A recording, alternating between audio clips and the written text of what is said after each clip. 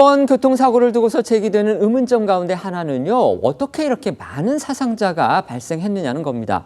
관련해서 이 가해 차량이 덮친 인도에 행인을 지키기 위한 가드레일이 있었습니다. 그런데 이게 전혀 제 기능을 발휘하지 못했다. 이런 지적 나오고 있습니다. 시청 앞 역주행 사고에서 인도에 있던 피해자들은 철제 울타리로 된 가드레일 안에 있었지만 결과적으로 무용지물로 판명됐는데요.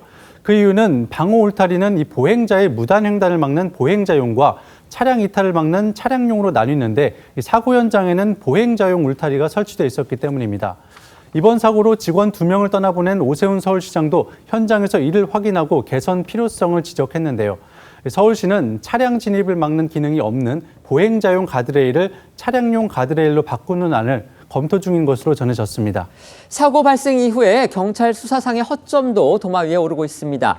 경찰이 어제 사고가 발생한 도로에서 스키드 마크를 확인했다 이렇게 발표했다가 아니다 이렇게 번복한 게 대표적인 예인데요.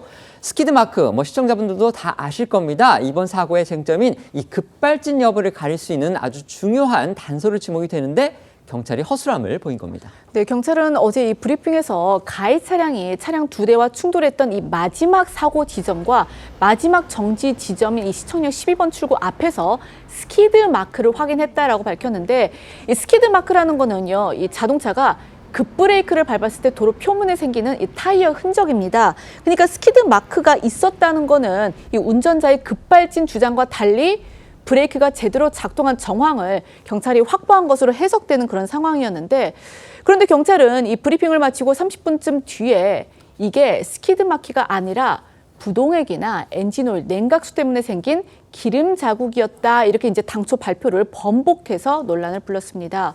경찰 관계자는요, 담당자가 긴장해서 말실수를 한 것 같다라고 해명했습니다. 또 오늘 조선일보 보도에 따르면요, 경찰은 운전자에 대한 1차 음주 측정을 당초 현장에서 했다고 밝힌 것과 달리 병원 이송 후에 진행한 것으로 확인했는데요.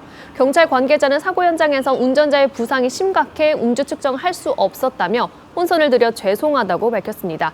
운전자는 호흡곤란 등의 문제로 7차례 음주 측정을 시도한 끝에 수치가 0으로 파악된 것으로 전해졌습니다.